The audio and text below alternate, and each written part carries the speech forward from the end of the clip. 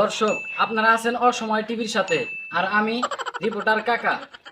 আর আজকে এমন মানুষের ইন্টারভিউ নিব, বাংলাদেশের একজন সফল উদ্যোক্তা, যার এই সমাজে মান সম্মান বিন্দু পরিমাণ নাই, নির্লজ্জ, বেহায়া, পশুর চাইতে নিকৃষ্ট।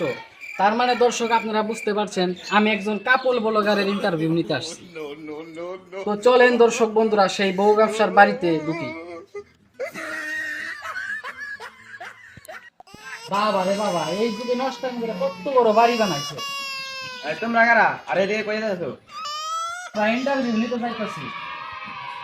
আমার গেটের সামনে লেখা দোষ নাই, এই বাসায় কুত্তার হলুদ সাংবাদিক নিষেধ। বাইরে আসো থেকে বাইরে। বাংলাদেশে যতগুলা বিচি আছে এগুলা একসাথে করলে তো এগুলাতে হলুদ সাংবাদিক বেশি আছে। যে কোনো একটা নিউজ পাইলে হয়েছে কুত্তার মতো চিল্লাই করা আশা করে। আঙ্কেল, আপনি ভুল বুঝতেছেন। আমরা ফেসবুকে কোনো হলুদ সাংবাদিক না, আমরা অসময় টিভির থেকে আসছি। TV channel? আচ্ছা বাবা। আচ্ছা আঙ্কেল, এই বাড়ির মালিক আপনার কি হয়? আমি তোর বাবা। কি বলেন আঙ্কেল, আপনি একজন কাপল ব্লগারের আব্বা? আচ্ছা আঙ্কেল, আপনি যে একজন বউ ব্যবসায়ীর বাবা, এটা আপনার অনুভূতিটা কি? সমাজে মুখ দেখাতে লজ্জা করে। আমার কেউ বললে আমি বলি সবাই রে যে আমি কামড়া দেখাই, আমার কোনো পোলাপান নাই। আঙ্কেল, যত যাই হোক, আপনি এইভাবে বলতে পারেন না। আপনি একজন সফল ব্যবসায়ীকে জন্ম দিচ্ছেন। ওটা তো আর আমার না, ওই জ্বরের রাইতে ফার্মেসিটা বন্ধ ছিল।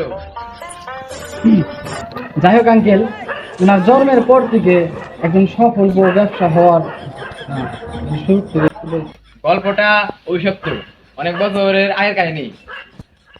ইয়াল্লাহ, আমার জানি একটা জানি সলিউশন বানাবার, তার আমি বড় ফার্মেসি দোকানে দিই।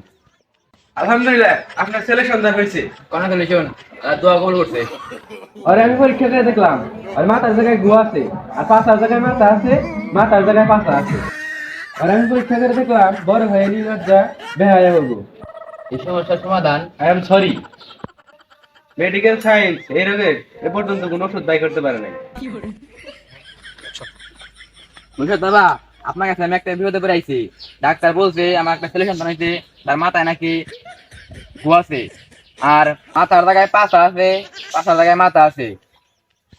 আমার একটা বড় স্বপ্ন ছিল, ওলারে বড় হয়ে একটা ব্যবসায়ী বানাম, তার মধ্যে এখন দেখতেছি টিকটক করব। তুই কান্দিস না বর্ষ, আমি এখন তোর পোলার ভবিষ্যৎ দেখতেছি। আই এম ব্যাক, এবার দিমু কাপড় বলকে ঠেক। চিন্তা করিস না বর্ষ, তোর পোলা বড় হয়ে বড় একটা ব্যবসায়ী হইব। টাকা কামানোর জন্য তোর পোলা সবই করবো, এমনকি তোর পোলার মাংস মানানো ফিরিয়ে দিব। দেখ বাবা, আমার স্বপ্নের হয়তো পূরণ হইব।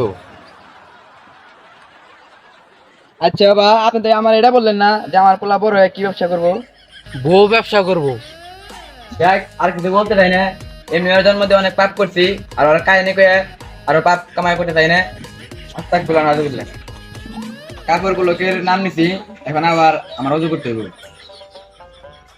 দর্শক, একজন বউ ব্যবসায়ীর তার বাকি সফলতা হওয়ার তাদের মুখ থেকেই শুনি, চলেন।